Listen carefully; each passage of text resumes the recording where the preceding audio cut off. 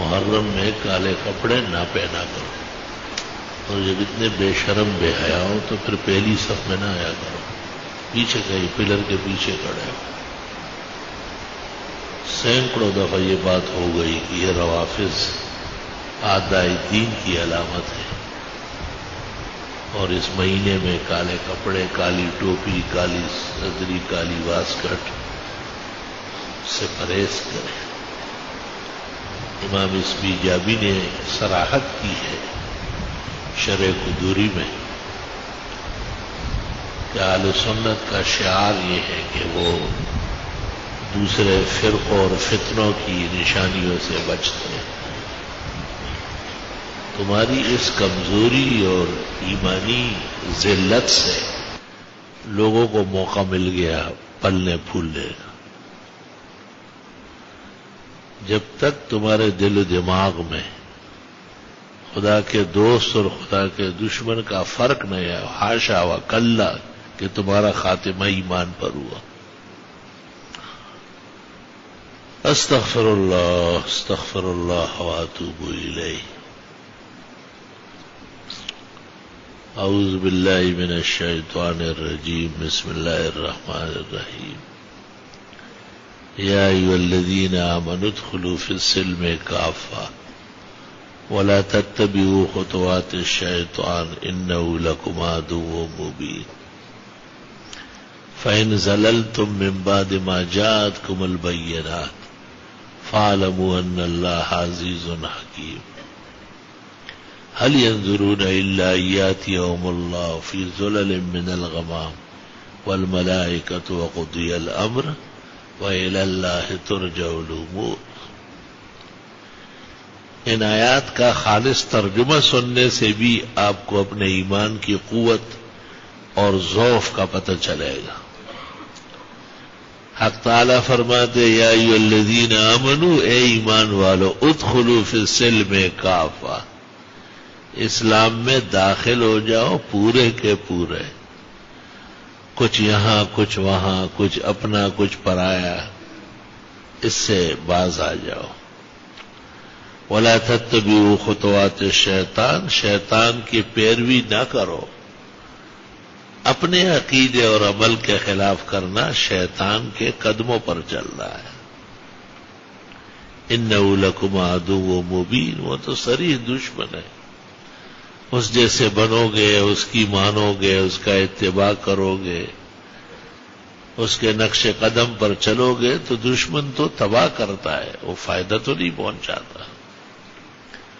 فَإِن زَلَلْتُم مِّن بَعْدِ مَا جَاءَتْكُمُ الْبَيِّنَاتُ، اگر تم رائے راست سے ہٹ گئے، بھٹک گئے، بگڑ گئے، پھسل گئے، جبکہ تمہارے پاس کھل کر مسائل آ گئے۔ کھل کر مسائل کی بنیادیں دو ہے، قرآن کریم اور سنت نبوی، اور قرآن کریم کی تشریح کا نام فقہ ہے، اور 4 فقہ ایسے ہیں جن سے اللہ نے قرآن اور سنت کی اور امت مسلمہ کی قیامت تک ضرورت پوری فرمائی۔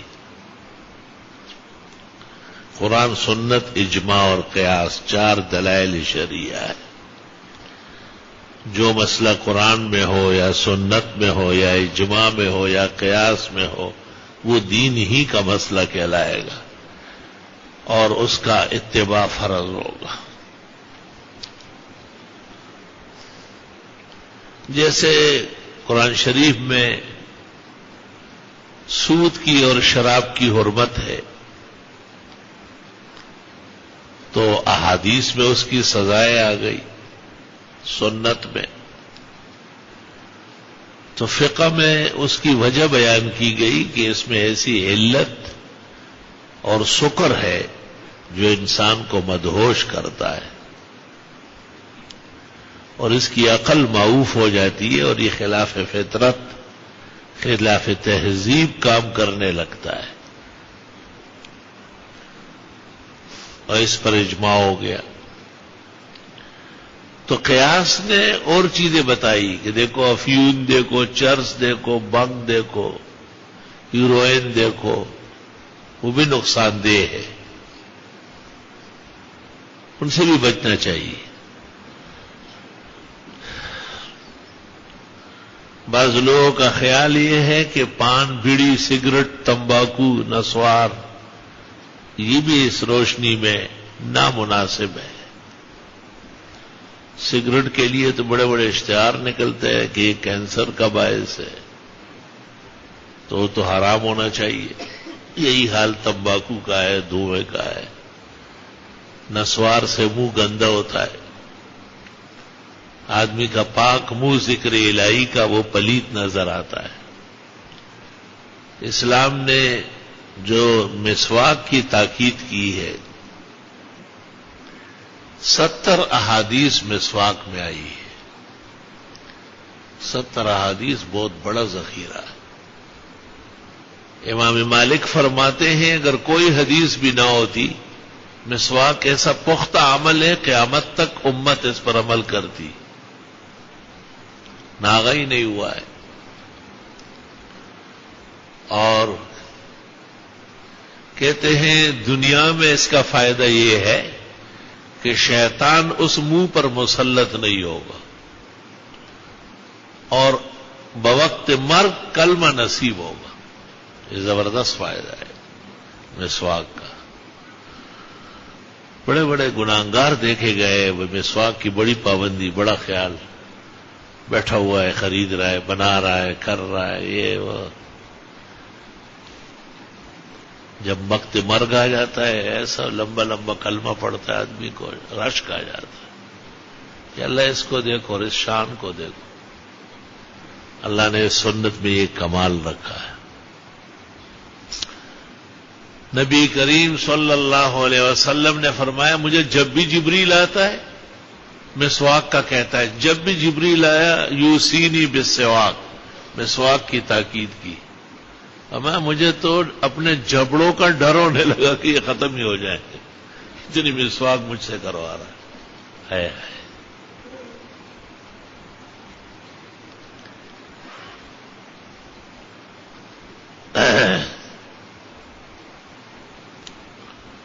اور علماء فقہ کی کتابوں میں لکھتے ہیں کہ 6 جگہ مسواک ثابت ہے، یعنی سنت ہے۔ سوتے وقت، جاگتے وقت، کھانا کھانے سے پہلے، کھانا کھانے کے بعد۔ اگر ویسے ہی کوئی مجلس طویل ہو جائے، دیر تک آدمی بات چیت کرے تو بے احتیاطی ہوتی ہے نا، ہنستا رہتا ہے، باتیں کرتا ہے، تو اب اٹھ کر کے مسواک کر لے، منہ صاف کر لے، شیطانی آثار ختم ہو جائے۔ 5 جگہ ہو گئی۔ اور 6ٹھی جگہ وضو میں مسواک کرنا۔ وضو میں مسواک اصل میں نماز ہی کے لیے ہے۔ بی بی صاحبہ ام المومنین حضرت عائشہ فرماتی ہے بخاری میں، حضرت آتے وقت بھی مسواک کرتے، جاتے وقت بھی مسواک کرتے، جاگتے وقت بھی، سوتے وقت بھی۔ اوہو، مرض الوفات میں بالکل آخری لمحے میں حضرت عبد الرحمن ابن ابی بکر ام المومنین عائشہ کے بھائی عیادت کرنے آئے کہ حضرت طبیعت مبارک کیسی ہے؟ حضرت لیٹے ہوئے تھے اور حضرت عائشہ کو کہا کہ مجھے بٹھا لو، تو بی بی عائشہ نے اپنے سینے سے تما دیا، ایسا بٹھایا کیا کہ دل ڈوبے نہیں۔ اس دوران عبد الرحمن کے پاس مسواک تھا، تو حضرت ان کو بڑی خوشی سے اور توجہ سے دیکھنے لگے۔ تو بی بی صاحبہ نے کہا مسواک چاہیے؟ آپ نے اشارے سے کہا کہ ہاں۔ آپ نے عبد الرحمن سے مسواک لیا اور اس کو دھویا، صاف کیا، پھر حضرت کو مسواک دی۔ آپ نے اتنے آرام سے اوپر اوپر، نیچے نیچے، دائیں بائیں، اتنا عمدہ مسواک کیا۔ بی بی صاحبہ فرماتی ہے میں حیران رہ گئی کہ بیماری میں تو بیمار اتنا زیادہ تفصیل سے نہیں کرتا، بہت آرام سے اوپر نیچے دائیں بائیں مسواک فرمائی۔ ام المومنین فرماتی ہے کہ میرے دل میں آیا کہ حضرت کی طبیعت بہت اچھی ہے آج اور انشاءاللہ کافی دن زندہ رہیں گے. مسواک اتنا عمدہ فرمایا اور مسواک فارغ ہوئی اور اٹھا کر کے حضرت عائشہ کو دی اور آپ نے انگلی سے کہا کہ اللہم انت الرفیق الاعلی، اللہ آپ جیسے عظیم اور بزرگ کی دوستی چاہیے. دنیا اور دنیا کی چیزیں عارضی اور فانی ہیں. حضرت عائشہ فرماتی ہے میں دیکھنے لگی تو آپ فرماتے تھے اللہم انت الرفیق الاعلی، آپ ہی بلند و برتر ہے اور صحیح دوستی کے قابل ہے. اور وہ ہاتھ جو تھا وہ آہستہ آہستہ نیچے ہونے لگا. فرماتی ہے کہ بس یہی لمحہ تھا جو حضرت کی روح پرواز کر رہی.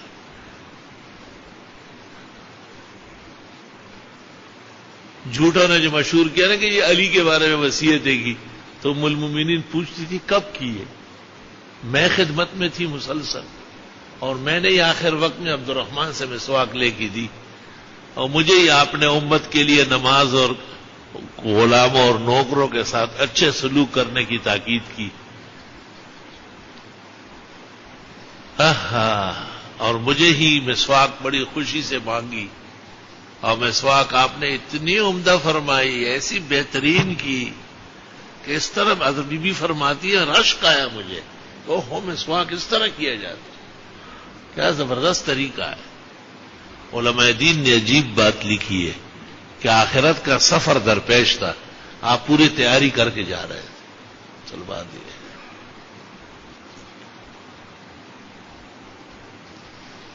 اللہ، یہ مسئلہ ویسے اتفاق سے بیان ہوا، اس کی بیان کی اس وقت ارادہ نہیں تھا. ممکن ہے اللہ کے ہاں اصل متصرف اور غالب علی الامور بزرگ و برتر خدا ہے.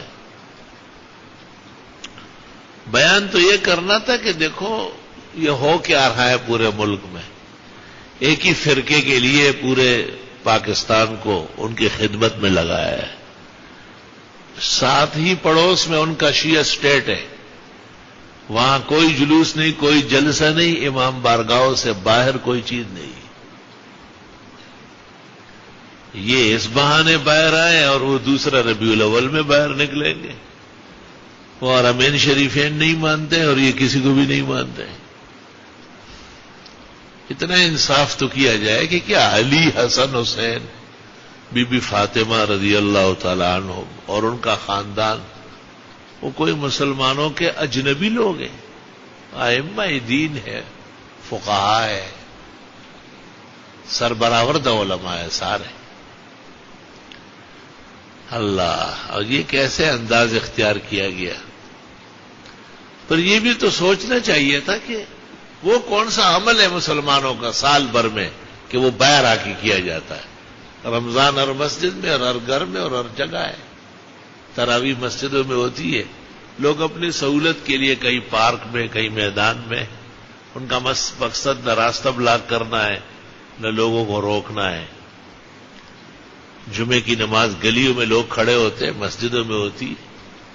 عید کی نماز عیدگاہوں میں ہوتی ہے، میدانوں اور پارکوں میں، کہ روڈ نہیں بلاک کیے جاتے. بخاری شریف میں ہے کہ اگر مسجد بھی بننے لگے نا اور راستہ تنگ ہونے لگے تو مسجد چھوٹی کر لو، راستہ کھلا چھوڑو.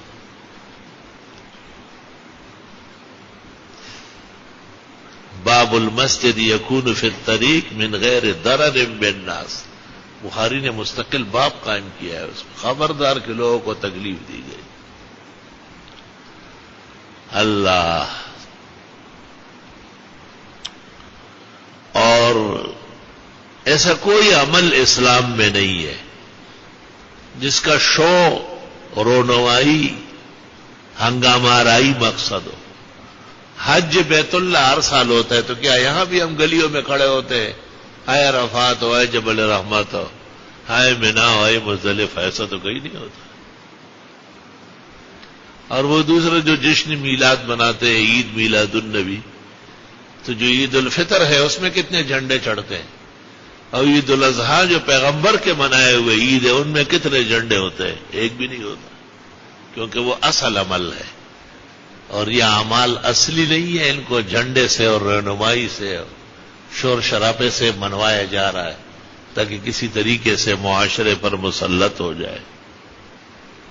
اور کتنی تکلیف پیش آ رہی ہے. ساری پولیس، ساری ایجنسیاں، حفاظتی کائنات وہ وہی لگی ہوئی ہے. اگر محلے میں، علاقے میں کسی کو کوئی سے انتقام لینے لگے، ڈکیتی بھی گھروں میں ہوتی ہے، گھروں میں دشمن بھی گھستے ہیں.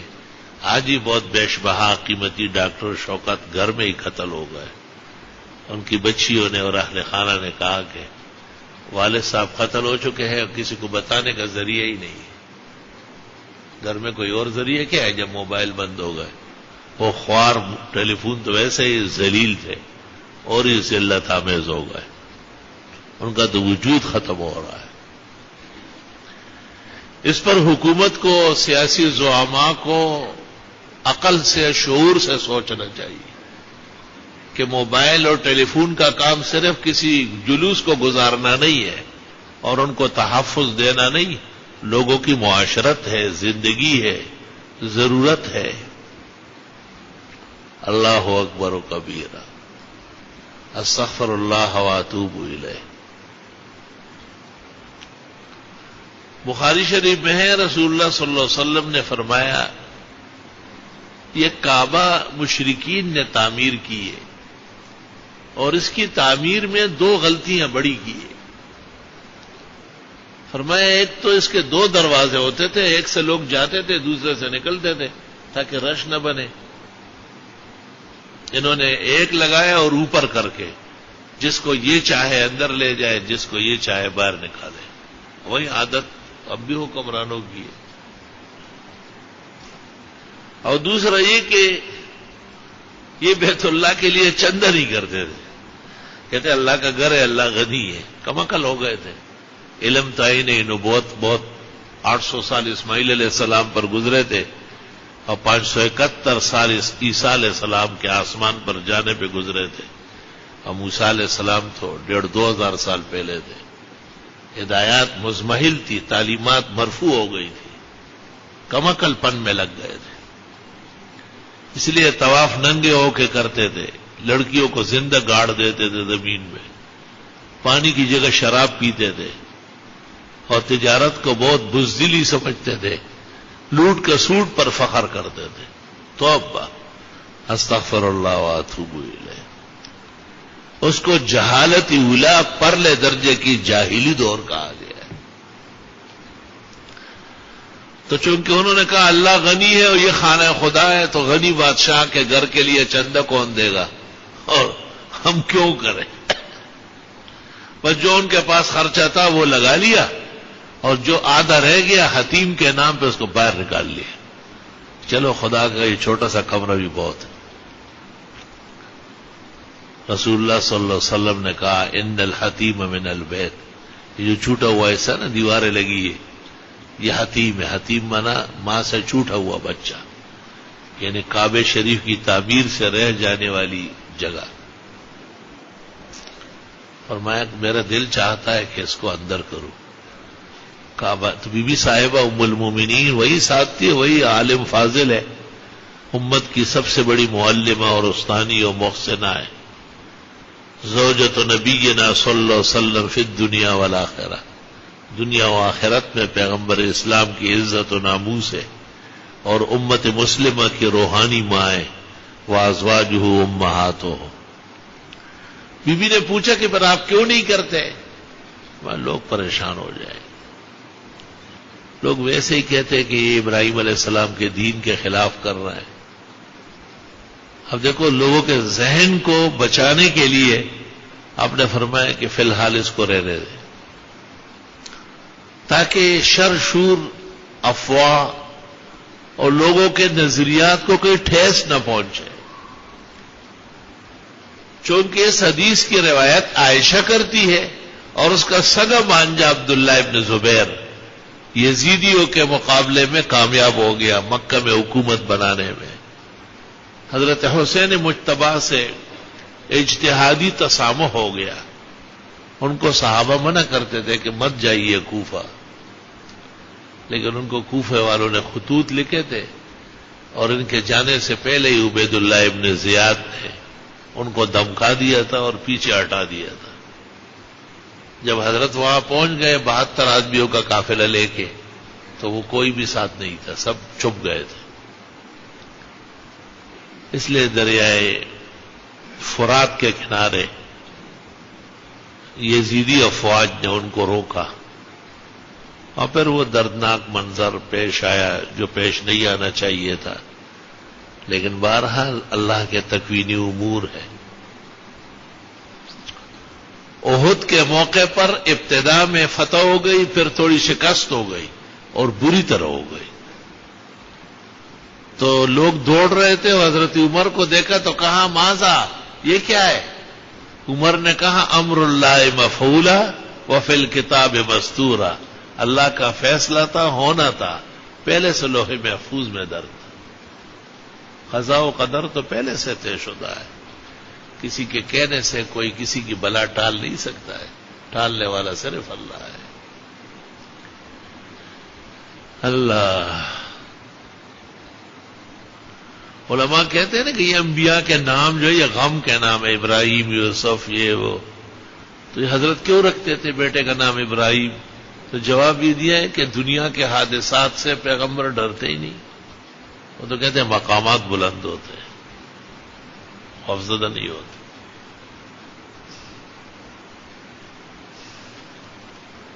یہی فرق ہے نبی اور امت میں. ہم تو کمزور ہے، بے بس ہے، مساکین ہے، عاجز ہے. کہاں ہمارے اعمال کا ایمان. 15ویں صدی کا حال ہے. اللہ ہی پردہ و حجاب رکھے اور عاقبت بخیر فرمائے. لیکن جناب رسول اللہ صلی اللہ علیہ وسلم، پھر آپ کا خاندان، پھر آپ کے ازواج مطہرات، آپ کے صحابہ، اور پھر آپ کے نواسے، آپ کے آل و اولاد ہوتے استقامت و عزم کے لوگ بہت زیادہ. اللہ اکبر. یہ سب باتیں اپنی جگہ،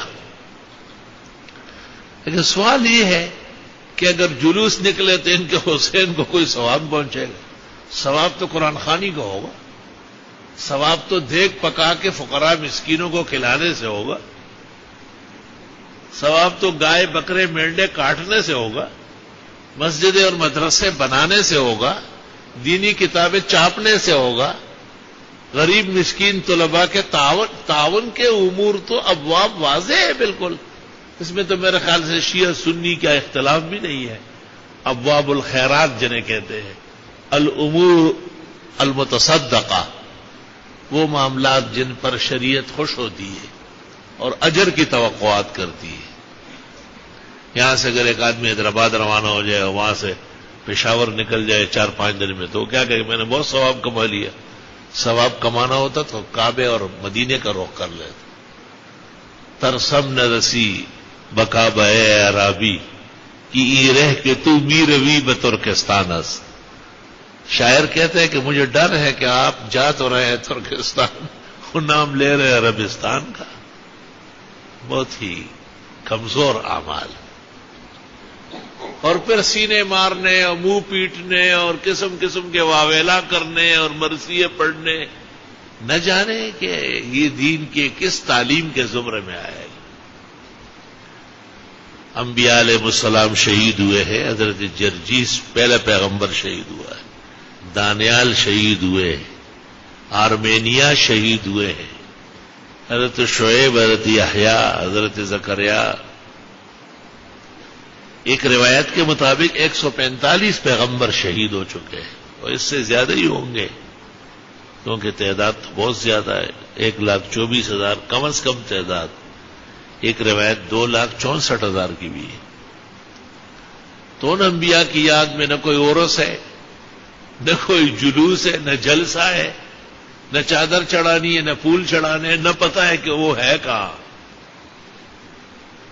حذیفی خطبہ دیتا ہے مدینے کا امام، تو اس میں یہ کہتا ہے کہ وہ من ادلۃ الواضحہ علی بقاء النبوۃ وختمها ظہور قبر نبینا صلی اللہ علیہ وسلم فی المدینۃ المنورہ وهو يزار صباحا ومساء من حينه الى يومنا والى يوم القيامه.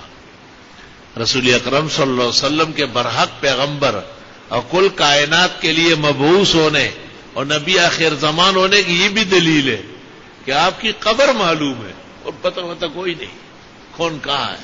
ایک ایک پیغمبر کی 10 جگہ قبر ہے، جس کا جو جی چاہتا ہے وہاں پر ڈھیر لگا کے کہتے تھے یہ شیس علیہ السلام کی قبر ہے وہاں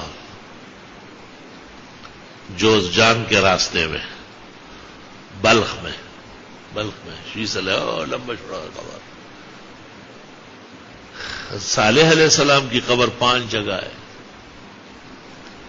تو نبی تو ہے کہ 5 جگہ کا غلط ہے نا. اور ابراہیم علیہ السلام وہاں تل ابیب میں ایک بستی ہے، اس کا نام ہے قریۃ الخلیل. اسرائیلیوں کا بڑا اصرار ہے کہ ہے نا قبر ابراہیم خلیل، حالانکہ طے شدہ ہے کہ جبل ابی قبیس کے سیدھ میں عند الکعبہ حضرت ابراہیم علیہ السلام کی قبر تھی، اور اس کے ساتھ پھر حضرت اسماعیل، ان کی والدہ ہاجر. ملا علی قاری اور بعض مورخوں نے غلطی کر کے لکھا کہ نہیں حتیم تو کعبے کا حصہ ہے، کعبہ کے اندر کسی کی قبر بن سکتی ہے، وہاں تو طواف ہوتا ہے. اور جب سے دنیا بنی ہے بن الکعبۃ الملائکہ ثم آدم ثم نوح ثم ابراہیم ثم محمد. کعبے کی پہلی تعمیر ملائک نے کی، پھر حضرت آدم نے، پھر نوح نے، پھر ابراہیم نے، پھر جناب رسول اللہ صلی اللہ علیہ وسلم. اللہ اللہ میرے بزرگوں بھائیوں، محمد علی جناح صاحب نے یا ان کے دوستوں نے، مولانا شبیر احمد صاحب عثمانی، مولانا سید سلیمان ندوی، مفتی محمد شفیع اور بھی لوگوں نے پاکستان بنایا، احسان کیا. لیکن ایک غلطی ہو گئی ہے، جناح بیمار تھا بہت شدید، دن رات کے غم اور فکر نے اس کے پسلیاں ختم کر دی تھی، پھیپڑے میں سوراخ ہو گیا تھا. بس 1 سال 47 میں پاکستان آزاد ہوا، 48 میں جناح صاحب انتقال کر گئے. بوقت مرگ اس نے خط میں لکھا میری خواہش ہے میرے جنازے کی امامت مولانا شبیر احمد عثمانی دیوبندی فرمائے. عثمانی کہہ کر پاکستان کو اہل سنت کا بنایا اور دیوبندی کہہ کر بدعتیوں کو چلتا کر دیا. شرم و حیا چاہیے. تحریر ریکارڈ موجود ہے، زیارت میں جب لیاقت علی خان ملنے گیا کاغذ پکڑوایا اس نے، معلوم تھا کہ وقت قریب ہے. کاش کہ اس وقت اعلان ہو جاتا کہ پاکستان کا آئین شرعی فقہ حنفی ہوگا. آج نہ بدعتی روڈوں پہ نکل آتے اور نہ یہ دوسرے رافضی قسم قسم کے تناؤ تماشے دکھاتے. ایسے انتظامیہ کے لیے امن کا مسئلہ، حفاظت کا مسئلہ ان کی ذمہ داری ہے کہ فسادات نہ ہو، ٹھیک ہے. لیکن میں یہ پوچھتا ہوں کہ مثلا کراچی کے انتظامیہ نے تمام پولیس اور رینجر جلوسوں میں لگایا، اس دوران تھانے کے حدود میں ڈکیتر، قتال، سفاک، وہ جو لوگوں سے انتقامات لیتے ہیں وہ لوگ نہ فون کر سکتے ہیں اور نہ کہیں اطلاع کر سکتے. اس کی فکر تو ہونی چاہیے. افسوس، صد افسوس، وہ دل ہی لوگوں کا نہیں رہا جو آہ قبول کرے، وہ جگر ہی نہیں رہا جو فریاد سنے، وہ شعور ہی نہیں ہے جو پاکستان کو ایک فرقے کا نہیں تمام مکینوں کا ملک جانے. اور پاکستان کا مطلب کیا ہو؟ لا الہ الا اللہ. اور پاکستان کی بانی جماعت مسلم لیگ، یہ کون سا مسلم ہے؟ یہ کوئی سیاسی مسلم ہے، مذہبی مسلم نہیں ہے. تو مسلم، مومن، موحد کعبے اور مدینے کو امام مانتے ہیں. جو اعمال وہاں ہیں وہ سر آنکھوں پر پیغمبر کے زمانے سے لے کے آج تک اور قیامت تک وہاں ایمان پختگی کے ساتھ رہے گا. ذرا سی غلطی سے یہ دلدل پیدا ہو گیا اور یہ شگاف پڑ گیا کہ نہ مذہب کا کوئی حد ہے نہ اس کے کوئی آداب ہے، بس لوگوں کو ساتھ ملا لو اور ہنگامہ کرو اور روڈ پر آ جاؤ، یہ بھی آپ کا مذہب ہو گیا۔ پولیس والے آ کے آپ کے ساتھ ساتھ چلیں گے اور جب تک آپ واپس نہیں ہوں گے ان غریبوں کی ڈیوٹی ہوگی۔ یہ زیادتی ہے، پارلیمنٹ کو بھی سوچنا چاہیے اور سیاسی زعماء کو بھی سر جوڑ کر اس پر مدبر اور معاون اور صحیح نگاہوں سے شعور بالغ کے ساتھ سوچ لے۔ یہ ایک سال نہیں ہے، اللہ تعالیٰ خیر سے گزارے، اللہ کئی شر فساد نہ کرائے، اللہ اشرہ اور مفسدین سے ملک و ملت شہری فضائے محفوظ فرمائے۔ ہم اس طرح کے تبلیغ کے قائل نہیں ہیں۔ اسلام اس طرح نہیں آیا ہے کہ لوگوں کو گزرتے ہوئے مارو، لیکن لوگوں کو بھی خیال کرنا چاہیے اسلامی عقائد و نظریات کا۔ وہ بھی لوگوں کے رونمائی کے لیے اپنی کئی قسم کی رنگ برنگی آوازیں نہ نکالے، اپنے حدود و آداب میں رہے۔ ہم یہ بھی ناجائز سمجھتے ہیں کہ لوگ ان کا راستہ روکے اور ان کو منع کرے یا ان میں رخ نہ ڈالے یا دھماکے اور بم مارے، اور یہ بھی ناجائز سمجھتے ہیں کہ آپ لوگوں کی عبادت گاہوں کے سامنے کھڑے ہو کر اپنے ناموزون مرثیے گائے، کربلائی ماتم ان کو دکھائے۔ یہ آپ کا اپنا نظریہ ہے، اپنے مذہبیات تک رکھے اور دوسروں کو ایذا پہنچانے کی کیا ضرورت ہے۔ مجھے آج تک یہ بات 40 سال الحمدللہ علم میں ہو گئے، 40 سال کے عرصے میں 40 سنہ عمر نبوت ہے، مجھے پتہ نہیں چلا کہ اس سے شہدائے کربلا کو کیا فائدہ پہنچے گا۔ یہ معلوم نہ ہو سکا کہ حضرت علی، حضرت حسن مجتبی، حضرت حسین مرتضی، ان بزرگوں کے ساتھ کون سی ہم آہنگی ہے۔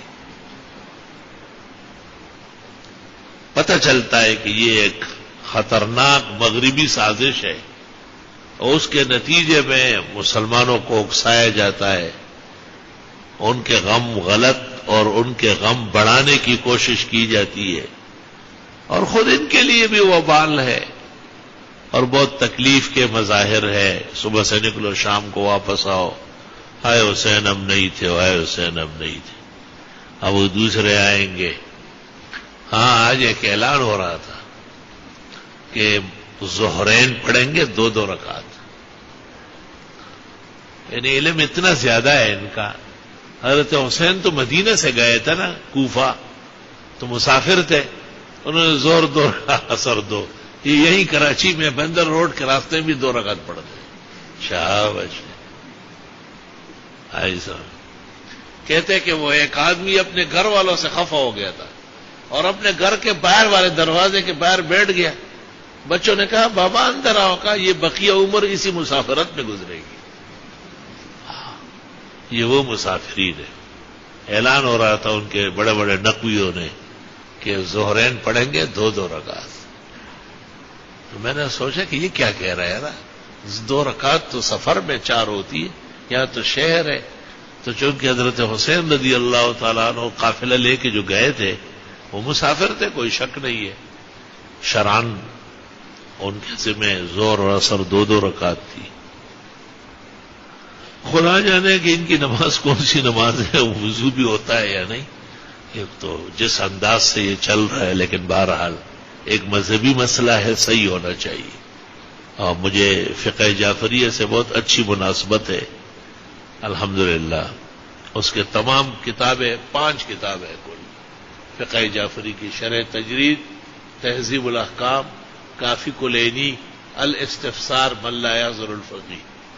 جس طرح ہماری سیاہ 6 ہے، بخاری، مسلم، ترمذی، ابن ماجہ، نسائی، ابو داؤد، ہم کہتے ہیں سیاہ 6، یہ ان کو کہتے ہیں اصول 5۔ یہ اصول 5 ہمارے عام مطالعے میں ہے، ان میں اس طرح کوئی بے دینی کی بات بھی نہیں ہے۔ یہ بتاؤں تمام روایات اہل سنت کی ہے اور تمام روایات اہل حق کی ہے، بلکہ ان کے خلاف باتیں موجود ہیں۔ من لا يحضر الفقی کتاب الاذان میں ہے کہ ہم میں ایک گندا فرقہ پیدا ہوا، وہ اذان میں اشہد ان علی ولی اللہ وغیرہ کہتے ہیں. اس وقت یہ تھا، اب تو بہت کچھ ہے، آگے تک بات بڑھ گئی. تو وہ کہتے ہیں لا شک ان علی ولی اللہ ولکنہ لیس من التعظیم. کوئی شک ہی نہیں ہے کہ علی اللہ کے دوست ہے، لیکن یہ اذان کا حصہ نہیں ہے. من لا يحضر الفقی کتاب الاذان. استفسار میں ہے کہ امام جعفر صادق سے پوچھا گیا کہ تلوار کا دستہ سونے کا ہو سکتا ہے؟ کہا ہو سکتا ہے. کیا دلیل ہے؟ کہا ابو بکر صدیق کی تلوار کا دستہ سونے کا تھا. تو انہوں نے کہا تقول لہو صدیق، آپ ان کو صدیق کہہ رہے؟ انہوں نے کہا اقول لہو صدیق، اقول لہو صدیق، اقول لہو صدیق ومن لم یقل لہو صدیق فلا صدقہ اللہ فی الدنیا والآخرہ. میں صدیق کہوں گا، وہ صدیق تھے، جو انہیں صدیق نہ کہے اللہ اسے دونوں جہانوں میں رسوا کر دے. ایسی بد دعائیں ان کو دی ہے ان کے بزرگوں نے اور اماموں. کیسے پاک لوگ تھے وہ. رجال کشی میں ہے حب ابی بکر و عمر ایمان و بغضهم نفاق. اللہ اللہ، ابو بکر اور عمر سے ایمان محبت کرنا ایمان کا تقاضا ہے، انہیں برا سمجھنا بغض رکھنا یہ منافق کا کام. ہم خود حیران ہیں کہ دونوں فرقوں نے، بدعتیوں نے بھی اور رافضیوں نے بھی، اپنا مذہب ایک طرف رکھ دیا اور ایک نئے سٹائل میں لگ گئے. واویلا میں، شور شرابے میں، ہنگامہ آرائیوں میں. اللہ سبحانہ و تعالی اسلام کی عزت اور عظمت محفوظ رکھے. الحمدللہ رب العالمین. اللہم صل وسلم علی النبی وعلی آلہ واصحابہ وبارک وصلی وسلم علیہ. ربنا آتنا فی الدنیا حسنہ وفی الآخرۃ حسنہ وقنا عذاب النار. صحابہ کرام اور اہل بیت آل رسول مسلمانوں کے مذہب کے بڑے ہیں، اللہ ان کے درجات بلند فرمائے. ان کی طرف ناموزون باتیں منسوب کرنا، اللہ پاک انہیں اپنے گریبان میں جھانکنے اور اپنے عقائد و اعمال پر نظر ثانی کرنے کی توفیق عطا فرمائے. ان کے علماء کو بھی چاہیے کہ وہ یہ انداز، یہ شو، یہ رونمائی، یہ واویلا، یہ راستے بلاک کرنا، یہ انتظامیہ کو تکلیف میں ڈالنا، یہ خود سر پر خطرے لینا، اس جیسے اعمال سے پیچھے ہٹے اور اپنے مذہبی ملک ایران شیعہ اسٹیٹ سے سبق حاصل کرے اور پاکستان کو بھی دارالامان اور دارالامن بنائے اور اس میں ہماری مدد کرے. اللہ پورے عالم میں امن، قرار، سکون پیدا فرمائے. اللہ اسلامی ملکوں میں امن، قرار، سکون نصیب کرے. اللہ پاکستان کے چپے چپے کی حفاظت فرمائے. اللہ ہمارے صوبے کی حفاظت فرمائے. اللہ کراچی کی حفاظت فرمائے، گلی و کوچوں کی حفاظت فرمائے. بدمزگی اور رنج اور غم رفع دفع فرمائے. ہمارے عزیز بھائی ڈاکٹر شوکت جو گھر میں ہی آج قتل کیے گئے، اللہ انہیں شہید اور سعید بنائے. اور اللہ تعالیٰ ان کے خاندان جو بہت ہی غم میں ہیں، اللہ انہیں صبر، شکر، اجر، ثواب، قناعت علی المصائب نصیب کرے. اور اللہ ان کے والدین، ان کے والد مرحوم کے درجہ بلند کرے. اور ان کی والدہ جو بہت ہی بوڑھی ہے، اس کو اس عظیم سانحہ پر عظیم صبر، اجر، ثواب نصیب فرمائے. اور جہاں کہیں مومن مسلم ایمان پر مارا گیا، اللہ شہید اور سعید بنائے. جو مرا اللہ اسے بھی جنت نصیب فرمائے. جو تکلیف میں ہے، بیمار ہے، غمزدہ ہے، صدمے میں ہے، پریشانی میں ہے، اللہ جل جلالہ ان سب کی مدد فرمائے، نصرت فرمائے. اللہ تعالیٰ ہم عاجز اور مسکینوں کا یہ درس قبول فرمائے. باہر ملکوں میں ہمارے احباب ہیں، ہمارے فرید بھائی ہیں، ان کے صاحبزادے حسن و حسین اور حضرات ہیں، امان اللہ غازی ہے اور ان کے احباب ہے.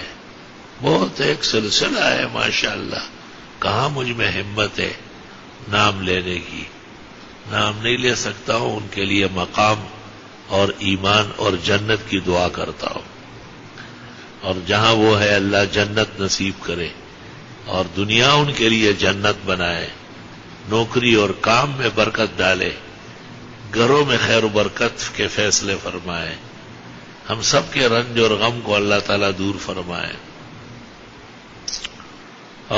جتنے حاضرین ہیں اور ان کے غائبین ہیں اللہ تعالیٰ ان سب کی دعائیں قبول فرمائے. مجھ عاجز اور فقیر کو بھی کمال صحت شفا دے. کچھ دعا آپ نے فرمائی ہے اور وہ کچھ لگ گئی ہے. اللہ کی نعمتوں کا شکر ہونا چاہیے. آج کافی طبیعت بہتر رہی ہے. اور محمد انور شاہ کے لیے بھی دعا فرمائیں.